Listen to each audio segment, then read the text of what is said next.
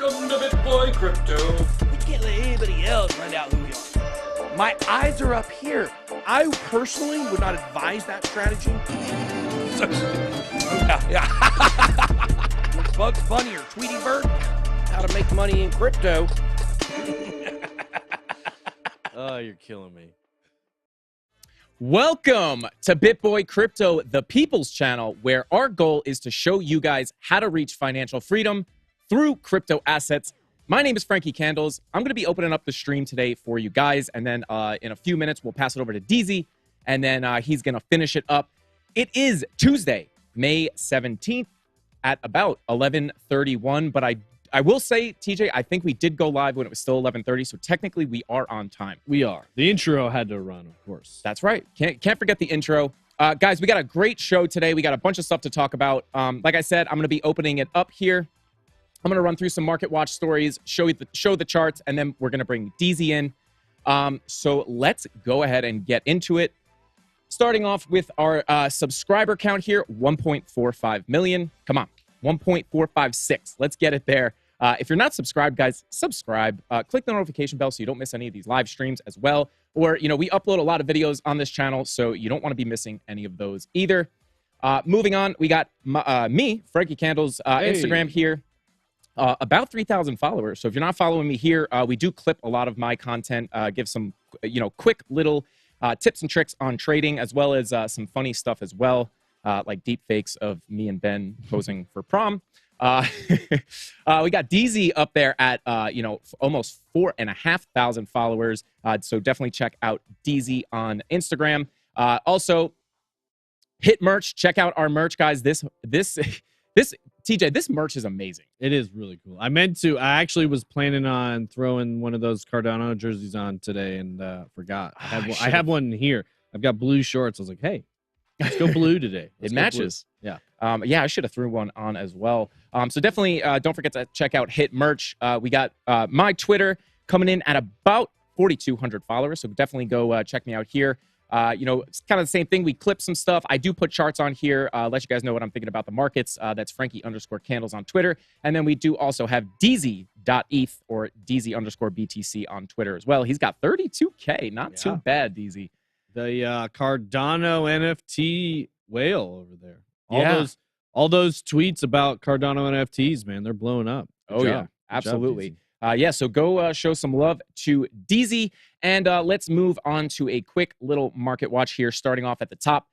Total market cap coming in at, it was at 1.3 this morning, $1.29 trillion, 24-hour volume at 80 billion, right? That is 80 billion. BTC dominance at 44%, ETH dominance at 19%, and ETH gas is at 121 Gwei, or, will cost 121. Wait, is that current? Refresh that. Because I have 40 Gwei.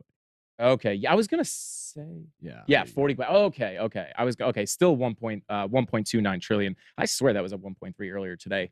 But there you go. 44% Bitcoin dominance, ETH at 19%, and then ETH gas at 40 Gwei. Let's just take a quick look here. Obviously, I'm going to dive deeper into the charts here in a minute. But we got Bitcoin coming in at about 30K even. It's kind of toying around with, it drops into the 29, jumps right back up to 30K, trying to hold that 30K level up about 1.7% for the day. Ethereum at $2,053, trying to hold on to that 2K mark, up about 2% for the day.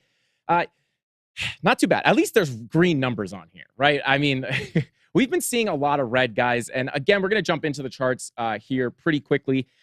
But, with the markets right now, we've come down really, really hard. And I know we did get a little relief bounce, but it's not the bounce that I've been expecting. I do think that at some point very, very soon, we have to see a more dramatic relief bounce. Even if we are going to come down lower, in my personal opinion, I do think we need to go up a little bit higher. So, we were pumping a little bit this morning.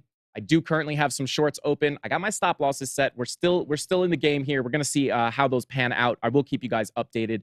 But I do think we can get a little bit bigger of a bounce here before, if we do continue coming down. I definitely do think we have to come up a little bit first. But we'll have to see. And, with that being said, let's go ahead and just jump into real quick, just Yeah. before we move on, I want to hit the top movers of the week. Go back, Okay. and just look at the pumpers for the weekly, not the daily. I'm just curious. Like when you're getting times like this, so click the 7. Yeah, right there.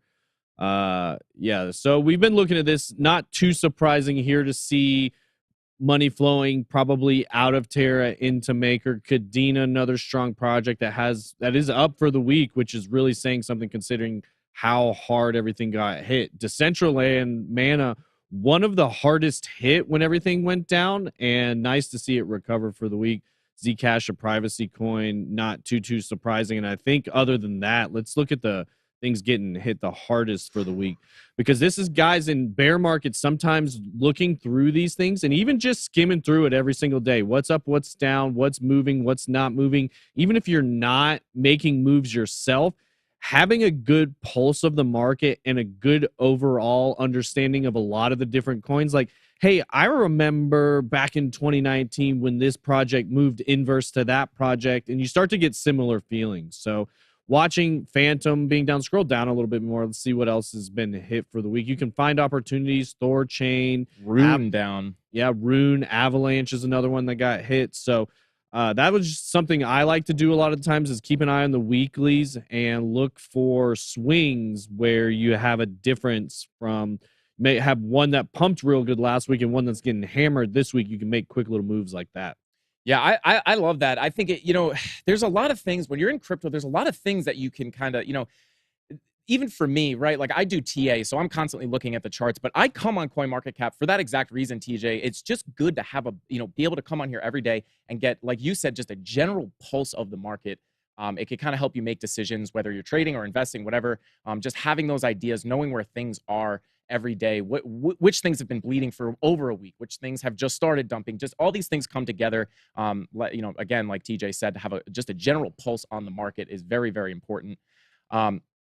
But yeah, Rune, I mean, these are some things that, Rune was just, going crazy not too long ago. So if you felt like you missed out there, down 31% on the week, that's a 31% discount there. So, same with Waves. Waves was going, nuts, down 45%. So, and then I love that UST down 86%. Yeah, not that I love it, but it is crazy to see that. It is. And Phantom supposedly getting attacked. So definitely don't just go into things just because they're down, but look at why they're down and if you feel they can recover well. So yeah, just because, some things maybe they are dead, right? But like just because these things are down big time does not mean they're dead, right? So yeah, definitely a good idea to keep an eye on all this stuff. I always try to spend a few minutes on CoinMarketCap. Even just before I look at the charts, I like to find, if I'm looking to short stuff, I'll take a look at the top, the top gainers. If I'm looking to long stuff, I'll look at the top losers, right, and then continue my analysis from there. But it can kind of help you get a good basis. All right, so TJ, you want to move on to the charts first? Or you want to do the stories first? Yeah, no, go. Let's just jump right into the chart. Okay, jumping right into the charts here, guys. So we got some stuff to look at. I don't want to spend too much time here because we do have to read these stories. However, I did bring up yesterday that we do have, let me just turn on Market Cipher A. We do have some bear signals popping up on the higher hourly timeframes, right? We have a confirmed blood diamond on the 10-hour. Now, last time, listen, when you see these things start to come around, they tend to bring the markets down, right? We had one right up here when we came up to about, almost 48K.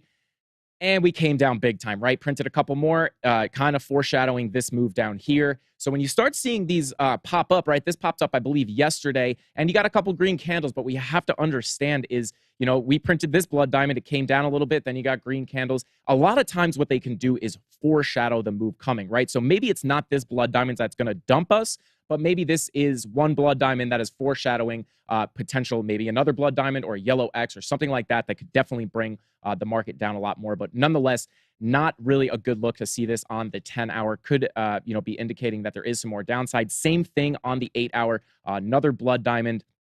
But we're gonna, I'm gonna show you a couple other things, that aren't as bearish. But I do just want to point this out because you want to keep this stuff in mind.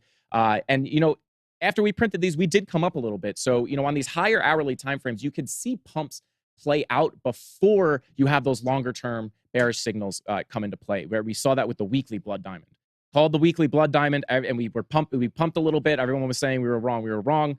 I told him, you know, it takes time for these things to play out. So not unlikely that we could see a pump before these play out. But just kind of zooming in here, guys. Now, we covered the blood diamonds. I do just want to point this out. We're going to come touch on this because we do have an article that brings it up. We are in somewhat of an ascending channel here. Now, these are basically, when you see a ascending channel like this, they're basically bullish until they're not. So they are bullish in the fact that, you know, while we're moving in this channel, we will slowly come up with price. However, these typically do form in larger downtrends and do wind up usually more often than not playing out as bearish continuation patterns. So a lot of times what you'll see is you come down, boom, boom, you start bouncing around in the ascending channel, and then you just continue to the downside. It doesn't mean it's 100% going to play out like that, but I did just want to point it out. This 2-hour chart looked great yesterday with the money flow coming up very, very nicely. Momentum waves coming up very, very nicely. We were talking about this on my stream last night. Said we could see a little pump, money flow crossover into the green, and we did come up a little bit here. And, a nice little 5% move from the start of those green candles about. Now, see, we have come up, and if we go over to the longer time frame, like the daily, this is kind of what I was talking about. Like, we came down a lot here, guys. I mean, it is Bitcoin, so not, uncommon to see a 44% drop, but nothing goes down in a straight line. We got a couple green candles here, green candle there, couple green candles here. I would be expecting, especially because we have come up to this macro, key level of support, that golden pocket. I would expect, I wouldn't be surprised, I should say. I wouldn't be surprised if we wind up seeing a bigger bounce, even up to these levels, this level right here, which is about 36,400 right here. I could see us coming up to there, and then in the most bullish of circumstances, maybe even coming up and testing this macro downward trending line here. And this is actually getting, closer to 3940K. And, I don't think that is impossible to come up and, touch this. We do have a super chat. 3-day chart just confirmed the death cross. The last 2 times this happened in 2018 and 2015, it took about 3 weeks to a month for a Bitcoin to bottom out. More fuel for the false top theory. That who said that? Was that Brian Lopez? That's a great thing to point out, and that kind of lines up with Have you seen that? Have you looked at the 3-day? The death cross I have not seen. I would have to pull up the EMAs, but I do know what you're talking about. And the fact that you say, a few weeks to a month, I do think we could potentially find a bottom if 25.3 was not the actual bottom, which I do think there's a small chance.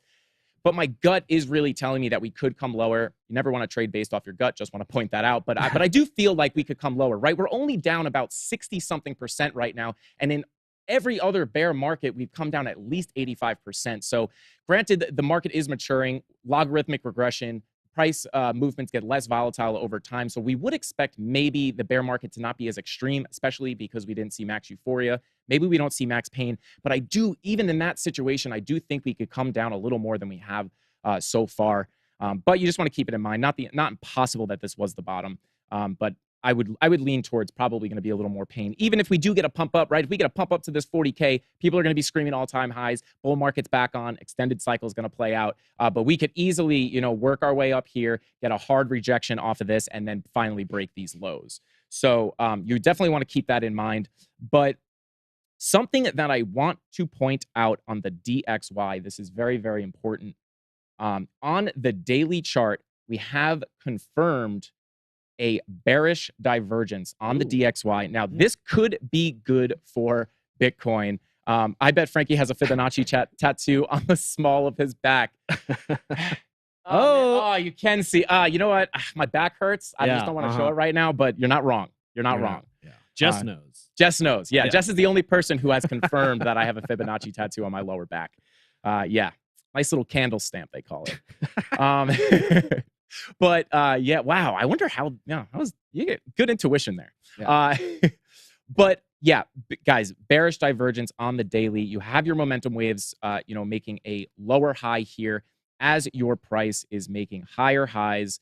This is a bearish divergence. If you guys don't know, typically you see price come down when you see a bearish divergence forming and confirming.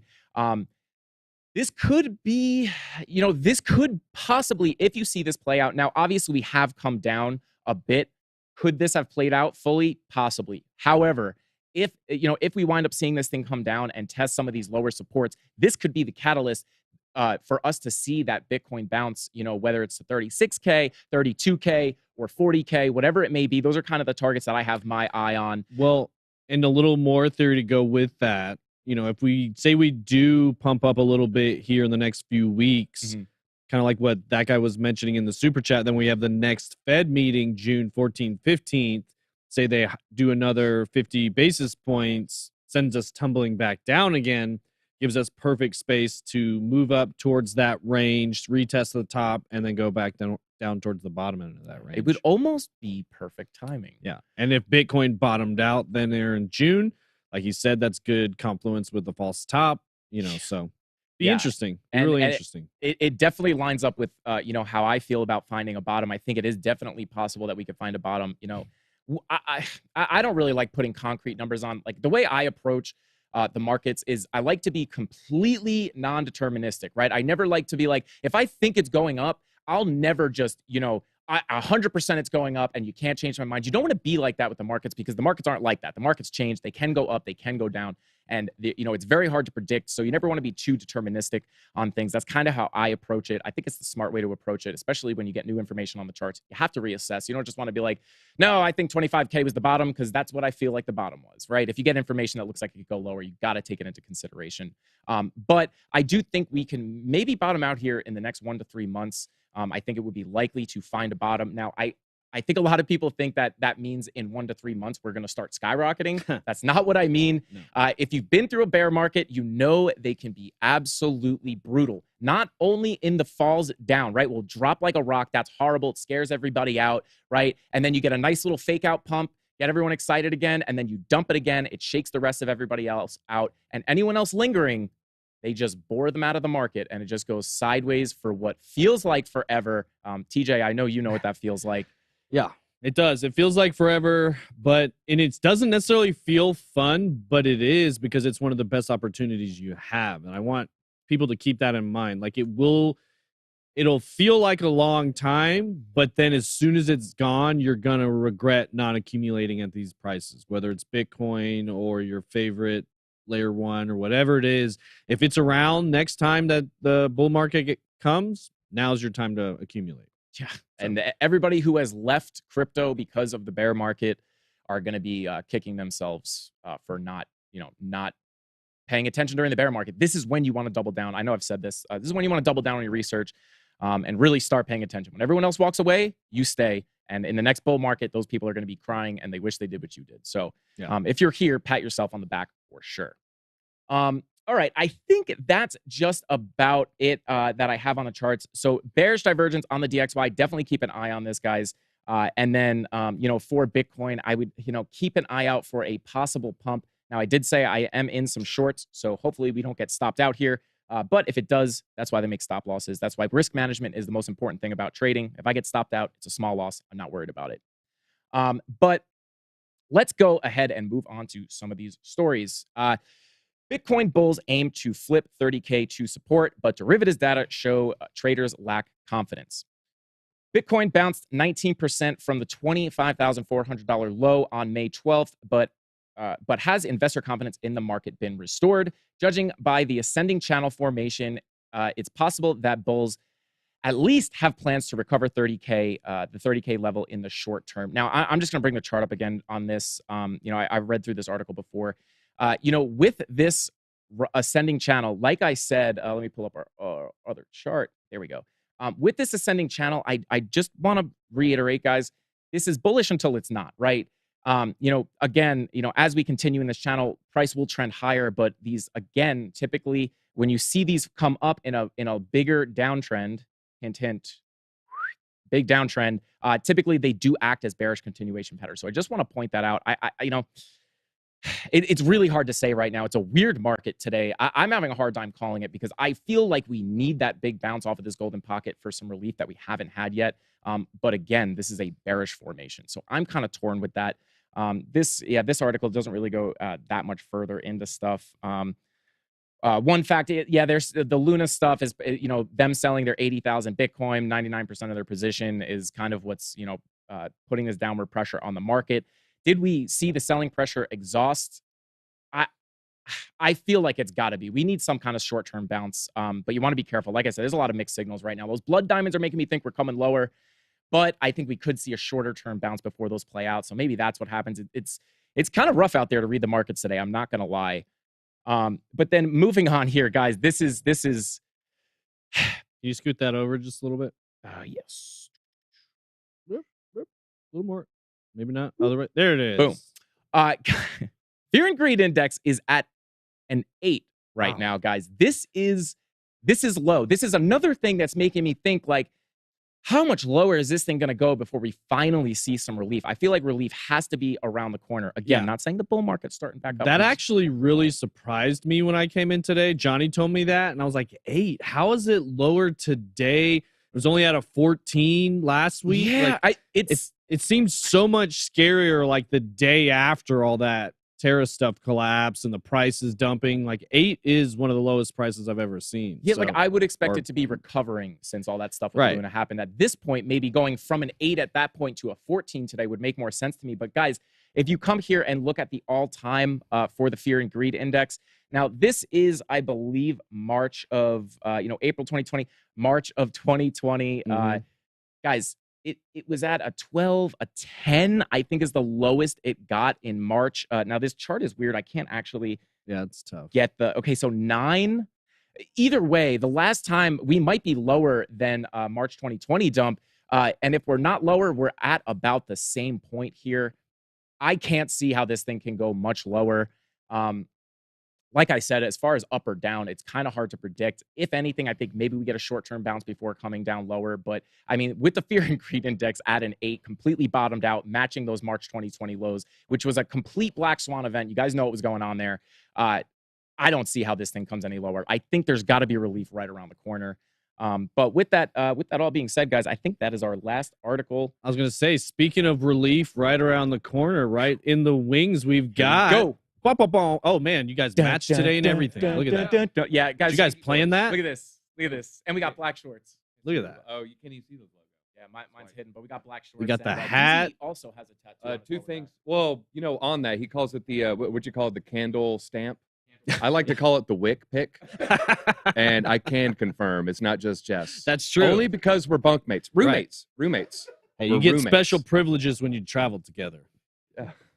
Look, sometimes you got to save. You travel and they have a water advisory. You can't even clean your lawn. You can't even clean your driveway, water your lawn, clean your car.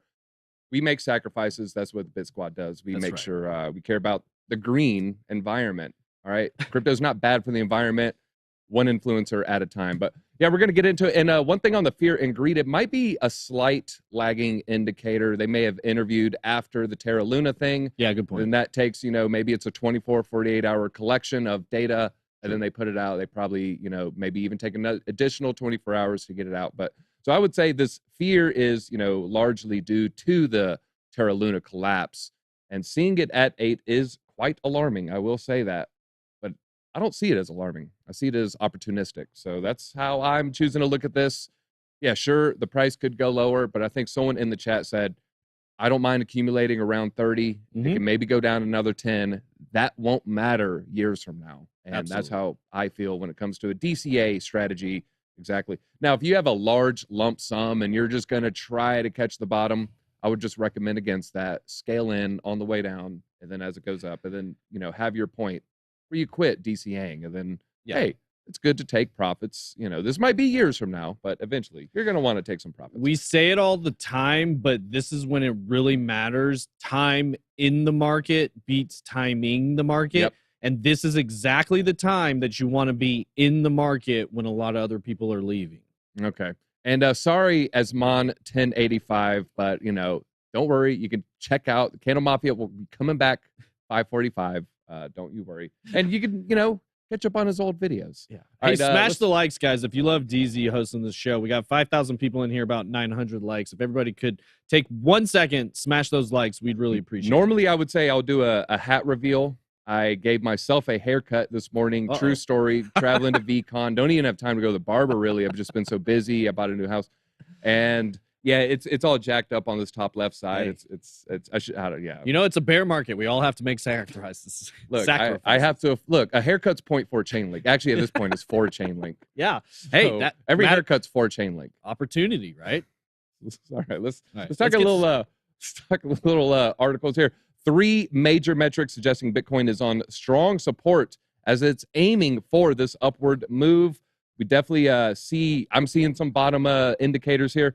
The Bitcoin to gold ratio is one of them. It could be used as a barometer for the asset, which is becoming basically a modern or digital version of the shiny metal as a value type of asset, which gold has been for much longer than decades. All right, an update on Bitcoin. So we're seeing good, basically gold and Bitcoin metrics. All right, that's a bullish indicator. Another one used to determine is whether it's held mainly by the weak/paper hands or the strong/diamond hands. And right now, we're at the lowest point since the bottoms of 2014 and 2018, suggesting that the older coins are remaining unspent and the younger ones have already been redistributed. So that makes sense when you think about it just logically. You got a bunch of huge whales that are holding a lot of those really old coins. There's no real motivation to move them.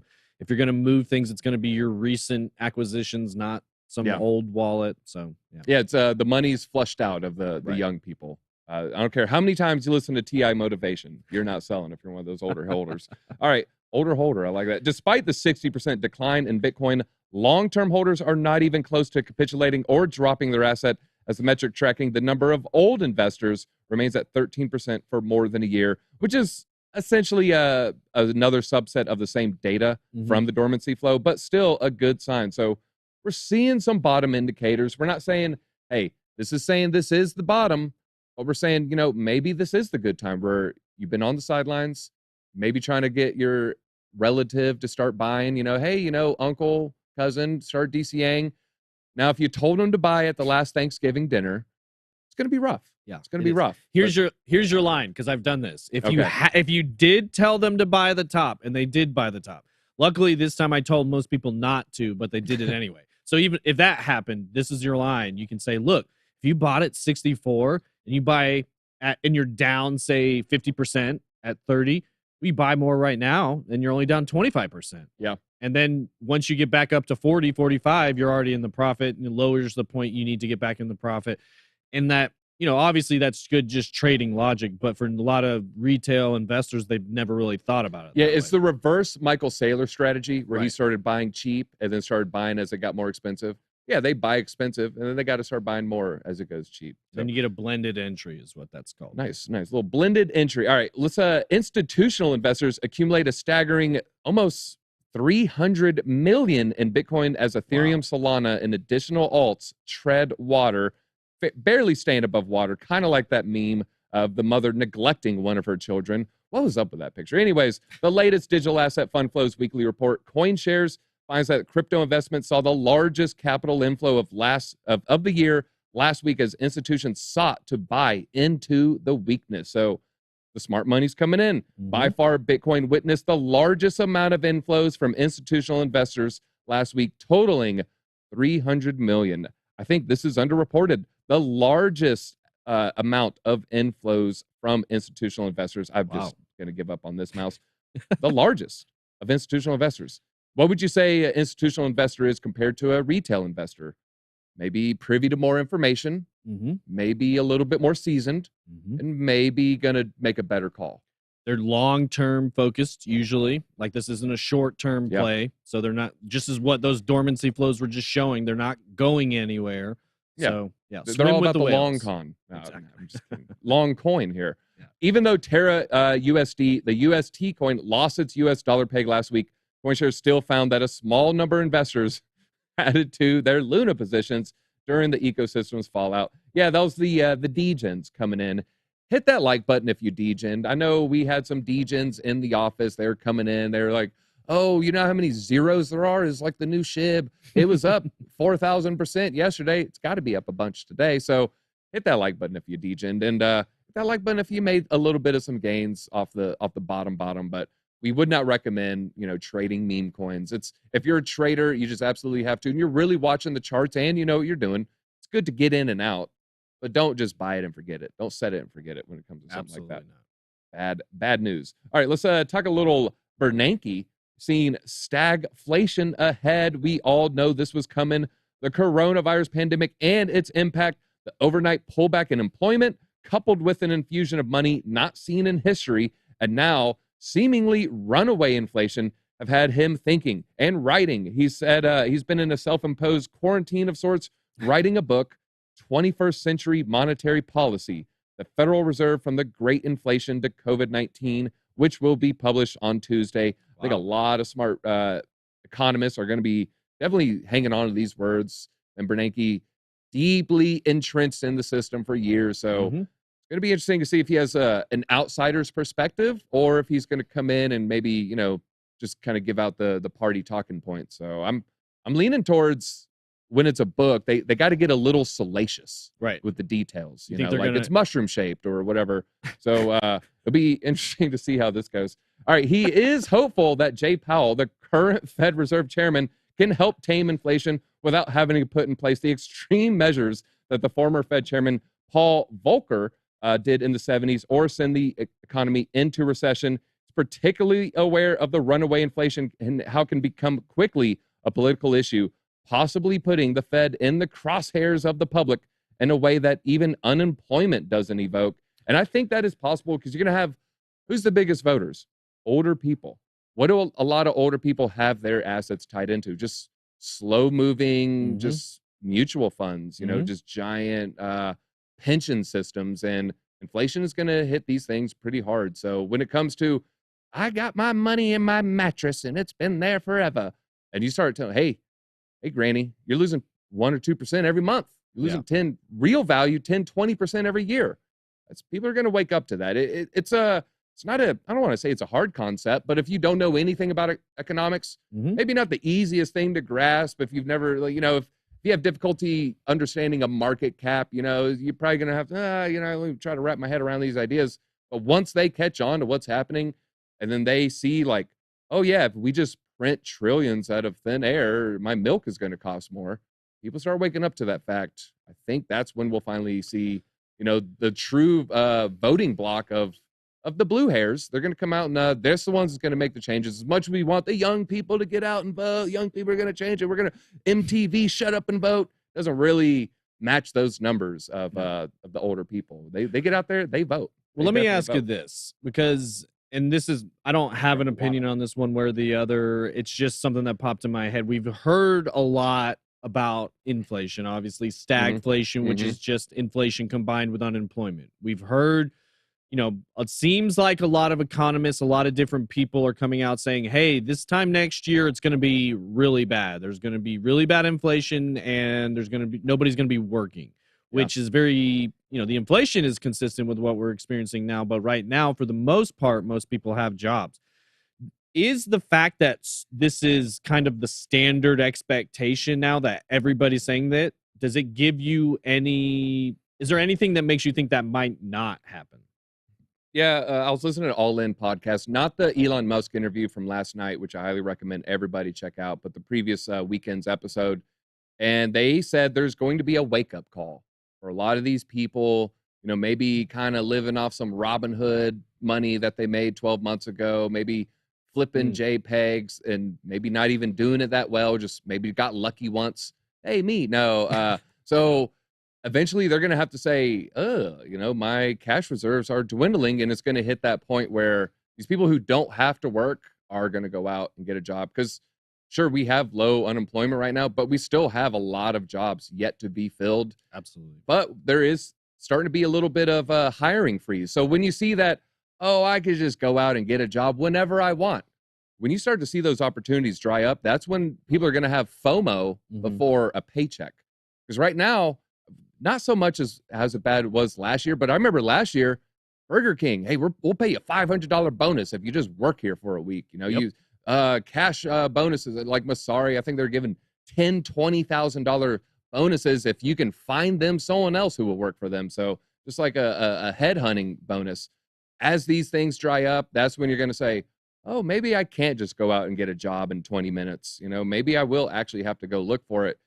I think that's when people will get that wake up call. What do you think of that theory? Yeah, no, I think that makes a lot of sense. You know, it's not going to happen immediately, but it's definitely going to happen. And I do think there's a lot of people out there kind of orbiting that feel like they could get back in the workforce at any time.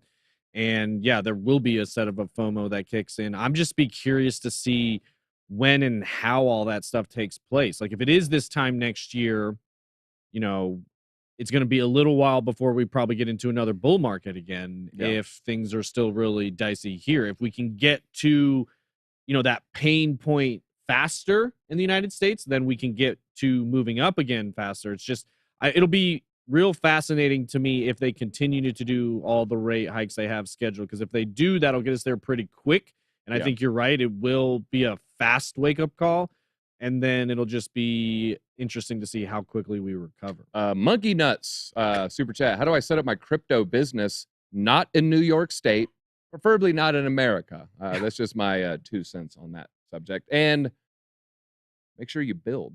All right, let's talk. U.S. government launches first crypto sanctions evasion case. The first sanctions evasion case. Okay, people trying to maybe flee the country here. In an op written by the case's judge, it is revealed that the government is bringing charges against an unnamed defendant for operating an online payment platform in a sanctioned country. I wonder what the list of countries is on this. The defendant believed that crypto was untraceable. They did not attempt to hide the fact that his service evaded sanctions. In fact, he had his whole name as a .eth. That part I just made up.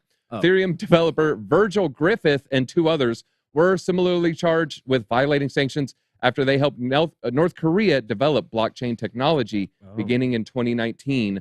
So I'm guessing if it's a country on the sanctions list, it's okay, here we go. North Korea, Cuba, Iran, Syria, Venezuela, arguably Russia. I guess that's with arguably with Russia, because we can still buy oil from them if, you know, like Germany can and stuff. So Venezuela is an interesting one too. Yeah, I mean, I kind of remember when that happened. It was after their dictator started going crazy with the oil, and the economy was on the brink of collapse. So they just said, "Hey, let's just press this button and make sure it happens immediately." That is interesting. That is one thing most of those have in common: oil.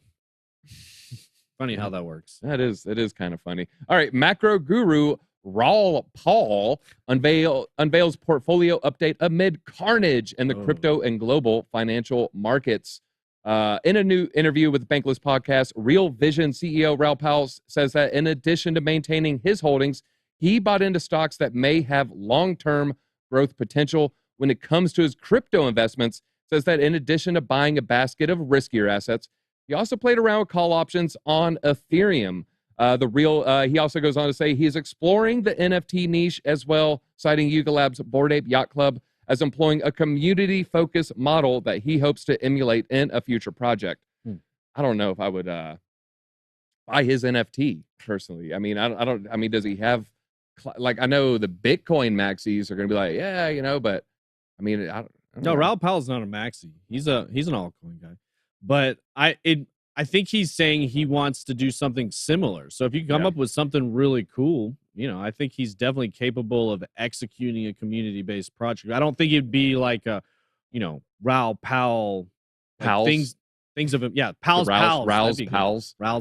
That'd be fun. Yeah, I can see it being, you know, probably I would say Moonbirds maybe inspire this. Moonbirds launched by the ex-CEO of Dig. It was like a Reddit competitor and kind of instantly shot up to close to a $100,000 floor. So sees that 10,000 assets, you know, a lot of money, a lot of secondary sales royalties. So yeah, that Moonbirds is a lot of people made predictions when Moonbirds popped and it was so successful. We're going to see a huge injection of big money NFTs. Just wait, and this might be the beginning of that. So. Yeah. I've been here, speaking of big money, we know big money loves Solana, and I've been hearing a lot about a Solana NFT summer, just kind of whispers that stuff's going to start popping off. Have you heard? I know you're a lot more. Yeah, Solana's huge right now. It's really, really up. I mean, it was a lot better to get into it 2 weeks ago, 3 weeks ago. Johnny, you know, one of the main researchers here, he's been on Solana NFTs. I've been on Solana NFTs for a long time. Meta Money, you know, he's got everybody walking for Sandwich that's Coin. right. That's a Solana NFT. I like my art punks, of course. So the OK Bears just blowing up, just going nuts. The D Gods were, you know, they were real hot a month or two ago. So I don't know if it can continue the momentum. I do feel it kind of reminds me of Bitcoin pumps, Ethereum pumps, blue chips pump, meme coins pump. You know, I'm kind of getting that vibe like, okay, ETH, Moonbirds, other deeds pumped. Now we're seeing a Solana pump. Maybe we'll see a XRP VeChain Cardano pump for sure. And then, you know, maybe some weird H bar, and then, you know, maybe the cycle repeats. So I'm kind of getting the trickle down theory of the Bitcoin into the smaller alts vibe here. So I don't know, take that with what it's worth. Maybe it continues to pump. That's kind of the vibe I'm getting. I'm thinking a lot of these Sol people, they're not going to be long term. You know, a lot of these, they're just flippers. They flip some ETH NFT at a top. They're in Solana. Solana writing might get on the wall. Then they're probably going to, if I had a guess, and obviously I'm biased, but they'll probably get into Cardano. There's a lot of blue chips under an ETH. So that's my 2 cents. Just beware buying into the Solana pump at this moment. I wouldn't recommend it, but, you know, hey, another 7-hour outage and everybody's, you know, NFT is going to be wiped out like 20%, like in the space of one candle. So yeah, just that's another, I think, probably understated thing when it comes to trading NFTs. Is it does have almost a 4x element to it, because you have to keep into account the underlying asset. Like if it's a Solana NFT, you're looking at the value of that NFT as well as the value of Solana versus Ethereum versus Cardano, or what have you had to swap out to get the NFT originally. So that, I mean, my NFT, my shoes that, you know, Meta Money put me on, I think it's up a couple Solana, but Solana's down 50%. So I'm way underwater on my NFT value. However, I'm walking for 50 to 100 bucks a day. Kind of did the math. I'm above break even when I sell my shoes. So, you know, thank you, Meta Money, for that little hustle. But I had a different strategy. I was just pulling my money out every day. I never put my chips back into the game. I'm just like, okay, you're giving me $50. I'm taking it. I'm running with it. So that was my strategy. There's different strategies. And when you pull it out, it's in Solana, correct? Yeah. So you can pull it out in the app. You can just instantly put it to Solana USDC. And so unfortunately, Alex, she was smart. She was going all stable coin. I was like, wow, you don't believe in Solana? And then Solana fell 50%. I was like, okay, you're a smart one. Good job. Good job, Alex. Shout out to Alex. This is the year where the people in stable coins always look. This is Justin Williams' year to shine. He looks like a genius right now. Hey, he saved me a lot of money. I will say that. All right, let's. CEO of a $7 billion hedge fund says firm hasn't sold any crypto positions during this market collapse. Former CEO of Skybridge Capital says the founder and CEO, of Skybridge Capital, said they are holding on to their crypto despite the dramatic downturn of the markets. Yeah, you didn't catch the top. Despite the massive losses of the current correction, Scaramucci remains optimistic that. Sorry, I've been living with Frank too long here. Scaramucci remains optimistic that the prices of the assets will recover. He references similar corrections in equities markets in the early 2000s. What I would encourage people to think about is 2 core protocols, Bitcoin and ETH. Zoom out, take a look at what they've done over a 5-year period of time, and recognize that there was a flaw in the Terra Luna mechanisms, probably speaking over just the general downturn with the Terra Luna. Like, look, Terra Luna isn't all of crypto. Just because something bad happened doesn't mean, the whole thing's down. Enron went down.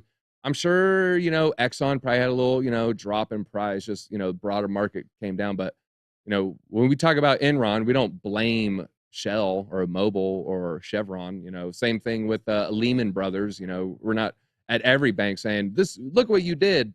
So it's funny, all the people who know nothing about crypto, never really hear articles, they're asking me, what's up with that one coin that just collapsed? A lot of people lost a lot of money, huh? And they're almost like happy about it.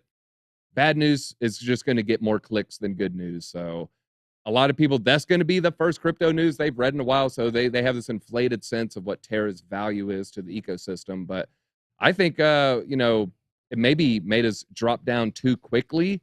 It's another little wrench in that Bitcoin cycle.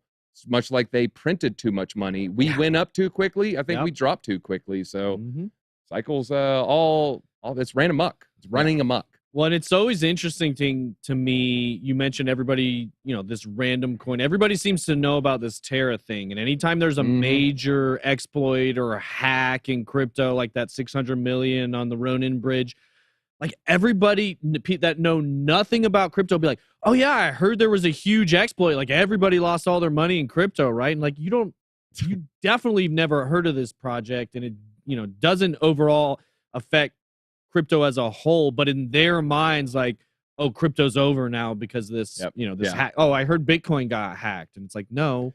I want to. This is a message for Frank. Frank, I don't know if you're back there. I would like to see what the Mount Gox collapse did to the bear market, bull market cycle, and how did it affect it? And then similar to the UST, did it drop down too quickly where the pump started sooner, or did it start later, or did it continue to start at the same time?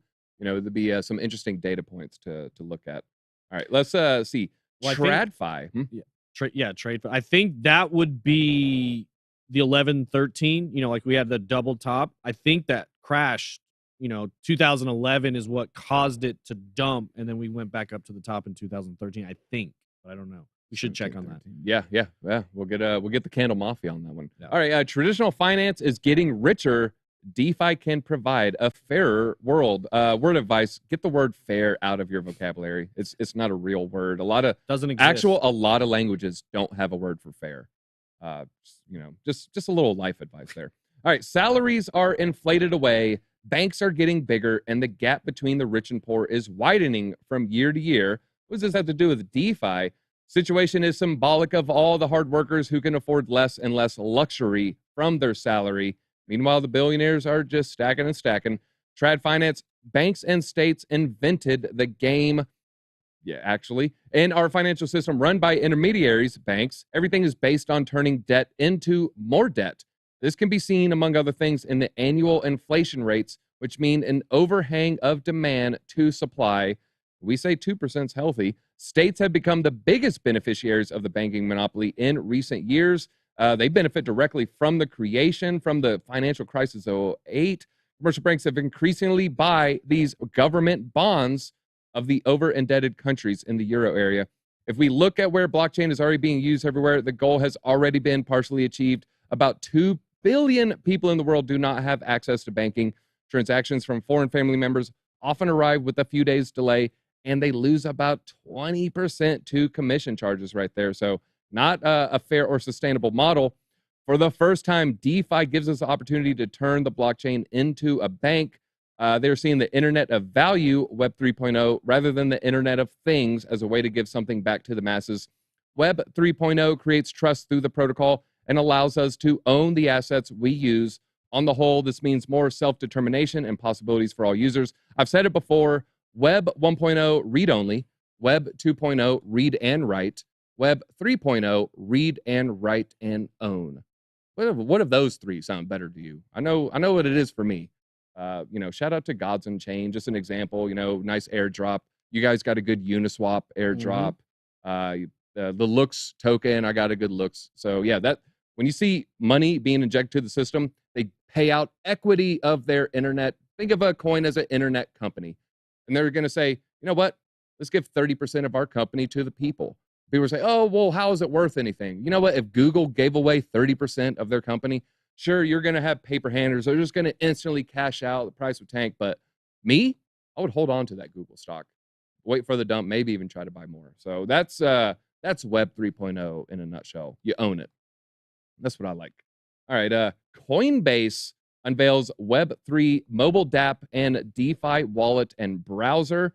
Okay, the largest crypto exchange has rolled out the Web3 application functionality, including, look at that, a hot wallet, and a browser for a limited set of its mobile app users. The browser, of course, is going to be huge news for people who like to mint NFTs, and you got to use the not ideal MetaMask browser. It's not. I use it. It's the best thing there is. So I guess technically it's great. Along with the mobile browser that provides access to dApps, there's a hot wallet that customers can use to exchange funds. Dean stated that the sharing custody of keys is a security feature designed to protect users from device-related problems. Well, I mean, I guess, but yeah, Like saying, we'll change your seed phrase just in case someone breaks into your safe and steals the piece of paper. No, like that's the risk I want. You know? Yeah, and I do think, you and I and a lot of crypto people would scoff at that, because it's very not the ethos of crypto and self-custody and not your keys, not your coin. But I think it's going to, if we're being realistic, it's going to take a long time to break that mindset of hand holding. Because if you think what people are used to right now is literally handing all their money over to a third party and signing it over to them with no repercussions whatsoever, not only are they giving you access to really move it, you're actually literally giving it to the bank right now for convenience. And you're trained that, the convenience is the trade-off for us owning all of your stuff. And it's worth it to you to have that convenience. They've been pounding that through your head 20 years now. So for us to come to tell somebody, no, it's much more valuable to take the risk to be responsible for yourself because for X, Y, and Z reason, we have a uphill battle with education, I feel like. Yeah. Quick hit. What's the origin of DZ? Yeah, my last name's Valdez, but I had a friend call me Valdez. He called me Valdez years and years, shortened to DZ. When I became a Magic the Gathering content creator, I said, you know what? Let me go with DZ. I think I can be the most famous DZ in all of the land. The most famous DZ in the world. See, I was right. Probably am. There's some artist who has like at DZ, but he has paid followers on Instagram and Twitter. I'm calling you out, DZ. I know. Because they bought the DZ at, and then it was just injected with 100,000 followers. He has like no retweets, no engagement on anything. So you're the real DZ. Yeah. You're the real DZ. I'm the real DZ. That's right. All right. Warren Buffett now owns Bitcoin. What? Here's how the Oracle of Omaha got exposure. From the sun, it looks like he's got a good tan. He owns labeled Bitcoin enemy. He does go for those walks with his Big Mac. Labeled Bitcoin enemy #1 earlier this year by Peter Thiel. Can't wait to hear what he says at the All-In Summit. Berkshire Hathaway CEO now owns a stake in Bitcoin thanks to one of his investments. Select users of Nubank can now buy and sell Bitcoin and Ethereum as of last week. They now own a stake in New Holdings that is worth over $1 billion. We had covered this when they first put this on their asset list. But now that Nubank started this feature as of last week, technically, Bitcoin is on his balance sheet. So whatever happened to rat poison? Well, that's Warren. Yeah, and that's why we always say, look at what they do, know what they say. Because they'll always FUD it. They'll always FUD the technology. But he also, I'm pretty sure, I don't know if they still own it, but I know at one point they owned and had exposure to Bitcoin mining companies. And that is consistent with, if you read between the lines with a lot of what he says he doesn't like Bitcoin because you're just buying it and holding it and waiting for somebody to come along and buy it at a higher price. He has a similar, theory with gold.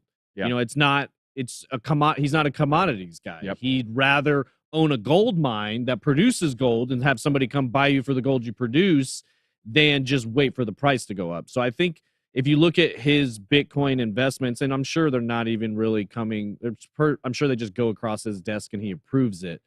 But Bitcoin mining companies, an exchange that facilitates payments and transfers within crypto, makes sense with his investing philosophy. I like how they said, I don't think it's a good story. You were right, by the way. It's not that interesting. Yeah, you're right.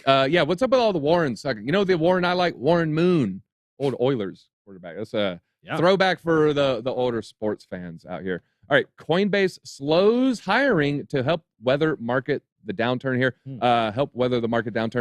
Coinbase has reined in a plan to triple its headcount this year in response to the turbulent conditions. News comes with crypto markets in turmoil following last week's spectacular collapse of UST, the third largest stablecoin. Big picture, we know it's a confusing time and market downturns can feel scary, but at last week's town hall, we planned for all market scenarios. Did you plan for your stock tanking? And then that is maybe one of the more real reasons why they are slowing down hiring. But we're seeing it across the field in Silicon Valley. Everybody's tightening their belts. I think this is what I've heard, and it's not like I'm in the know, but I've heard there's really only 2 tech giants actively hiring right now, and that's Meta and Google. Largely across the board, a lot of people are tightening the belt. For instance, we had the Apple head of, I think it was robotics or some head of AI for Apple, I think within the Siri team.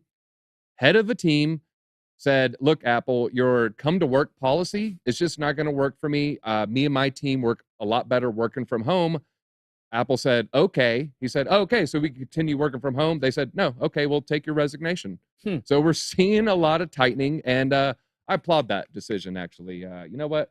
Get your butt in the office. That's what Saturday and Sunday's for. That's right. That's when you rest. Yeah. Calling out some of these people. No, okay. just kidding. Just kidding. High times in Web 3. My trip to an Ethereum Metaverse Dispensary. Fun story. I saw them typing in dispensary on Google. I was like, guys, what? And the first auto thing is dispensary near me. So I thought they were typing that in. I was like, you can't type that on Google. We're going to like actually try to type diaspora or some like real thing. And then this is going to pop up like, no, it's a story. It's a story. I was like, okay. Just making sure. I'm keeping an eye on them. This is what the meta money guys are up to, I guess. Figuring out the metaverse dispensaries. We're not going to name names here. As more states embrace legal marijuana for medical and recreational usage, dispensaries are popping up all over the United States. They're even showing up in the metaverse. I'm guessing Snoop Dogg's metaverse. One of them, designed by the creators of the project Crypto Cannabis Club, just launched in time for the 420 holiday and is available to explore in voxels via a web browser. Recently, they toured the space looking at, okay, this is the dispensary. I guess you like walk up to it, maybe, you can see the actual plants here. Needs people present, and it needs like-minded community that can bring the vibes. Otherwise, it's kind of a simple 3D website that you can walk around and then click through to 2D sites to actually visit the brand partners and buy the products. I could see this, maybe they integrate some 3D, hey, take pictures of the new stuff, look at it. Anyone could visit the meta space as voxels, but the NFT acts like a membership pass to access discounts and other real-world meetups. Okay, that makes sense. So maybe this could be a cool way you could do online shopping, right, in the future? That's what I'm thinking. So you could buy a voxel representative in voxels for fun, but you're actually getting a delivery to your house in real life. Yeah, and I'm trying to think, the best application, I think, women's clothing, but, I don't know. You probably have to, like, do the scan. My weight fluctuates. I'd have to scan, like, every 3 days. I ate too many brownies. Not that kind. I know we're just doing the dispensary content. But well, that's what's getting interesting is the hardware is getting better and better, right? If you think about an Oculus, and as those get better at scanning you, and you can then see what clothes look like on you and stuff, I'm sure it's going to take a while. But I could see it, 4 years from now, a lot of the online shopping, clothes, and other things being done in the metaverse for sure. Yeah. And I think that's why you see such a big push from Meta on both Instagram and Facebook to push people to the shopping section. That's one of the main tabs. Yeah, people are like, hey, Mark, we don't want Sweet Baby Ray's. We want that Sweet Kush or something. I'm sure they'll drag their heels on that one, though. That's one of the things they say, right? That's good. Hey, careful, my cousin, he injected marijuana cigarettes, never been the same since. All right, XRP lawsuit, another motion. Yeah, we're gonna end with the XRP. Where's my army at? Hit that like button. Let's get this video out. Let's pop it up on the YouTube algorithm. Let's shock Google servers where they just have to give everybody this video, and then they can learn about XRP. Another motion for extension of time granted. Woo, we got another motion. SEC's reply on emails to the 18th. That is tomorrow, people. That is tomorrow. According to James Fillon, I think that's how you say it, the court granted both parties' motion for an extension of time involving the attorney's fee related to Dr. Mate's supplemental report in a text-only order and is now due by the 27th. And over the weekend, they filed a 6-page response to the SEC's assertions that Hinman documents were protected by attorney-client privilege. In the court document, Ripple's arguing that the emails might not be protected by the attorney-client privilege, as the SEC claims. We got to see those emails. Ripple has been awarded certification by Great Place to Work in the U.S. for its workplace culture, experience, and leadership. And I even heard their kitchen has La Croix. La Croix. Can't really beat that. But all right, we're at 12:30. You want to do some Q&A? I saw. Yeah, did they have any quick hits in there? I've got a couple, but if you've got a quick hit. Well, we got another XRP. $500 million moved from FTX and other top exchanges. Looks like the whales are loading up the XRP. Do we have the exact number? Yeah, 120 million XRP, $51 million transferred from FTX. So we got some whales. They're moving it. Spotify is going to test NFT galleries on the musicians' profiles. I'm sure Snoop, a couple other really excited about that. Good Charlotte's really into it. Kings of Leon. Really? Good Charlotte? So random. Good Charlotte is totally in the Cardano ecosystem. They're like superstars. Joel Madden, Benji, they actually follow me. So yeah, shout out to the Good Charlotte team. Maybe get to see him at CNFT Con. That'd be pretty cool. I would like to see him play. And what do we got here? Portugal to lose crypto tax haven status as state announces gains duties. So, all right, Portugal, not the end all be all for, evading your crypto taxes. Looks like, hey, sometimes we got to, get a little revenue. We got roads to pay for, school buses, red lights, all that good stuff. And Celsius Networks crypto mining subsidiary filing suggests plans for an IPO. Celsius IPO. Okay, so maybe not doing the Web3 model of a token airdrop, but the Coinbase model of fiduciary responsibility. Got to check the paperwork. But I think if you navigate that system, you have less to worry about from a regulation standpoint, because now you're teaming up with the bankers, which are the politicians' friends. So if you can't beat them, join them. Yeah, that's kind of how I see that, because there's a lot of due process to do, and a lot of stuff has to come out in the light. So probably a bullish sign for Celsius surviving is them moving into a more traditional fundraising model of a stock IPO versus like a Web3 drop, some sort of airdrop of tokens. So Celsius, I'll say this, and the fact that they cut, I have a couple ETH in there. Like now I just feel like it's stuck because I get my little 9% or whatever. I tested it. I was like, well, my grandfather in with some like polka dot, and the dot was like, nope, not gaining anything. You're not accredited. So yeah, I mean, I feel a little bit better about Celsius surviving the years to come, knowing that they're taking this path. Yeah, I've had a few conversations with Alex Mashinsky over at Celsius, and that's a big part of what gives me a lot of confidence. This is, he's been around and done this when the voice over IP kind of technology was first big, and so he's kind of seen a completely new space, unregulated, become regulated, and kind of navigate through all of that, which gives me a lot of confidence. Not 100% confidence, but I do have a lot of confidence in Celsius as a platform. All right, one quick question. He's ignoring the question. When are you giving away 1,000 ADA? He got this from this tweet an hour ago. If I give you 1,000 ADA, what will you buy with it? Yeah. Not when. I said if. If I'm maybe trying to deploy, look, I give away NFTs all the time. I gave away some on Monday. So yeah, I'll give out more. And I'm going to be at VCon. I'm going to have my Cardano mobile wallet set up. I'm going to be giving away Cardano NFTs at VCon. So if you see me come up, say hey, and we'll get you started on your journey with Cardano. DZ, the #1 Cardano NFT influencer, right? I'm up there. You got to be. I'm up there. Yeah. Real quick, a couple questions here. Lucas from YouTube wants to know your thoughts on ApeCoin.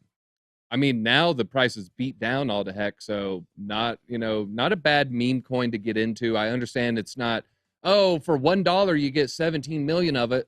Like I don't like coins like that personally. It's just a lot harder to track your gains and losses when there's too many dang zeros to see. Like I don't even remember where I bought in at. Like, did it go up 10x or lose 10x? I don't even remember how many zeros there were.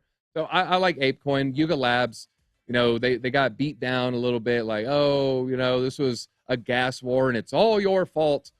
But they have a giant coffer. Okay, they have a significant war chest that they can really deploy, and that game looks awesome. I mean, it really looks like better than any crypto game I've ever seen.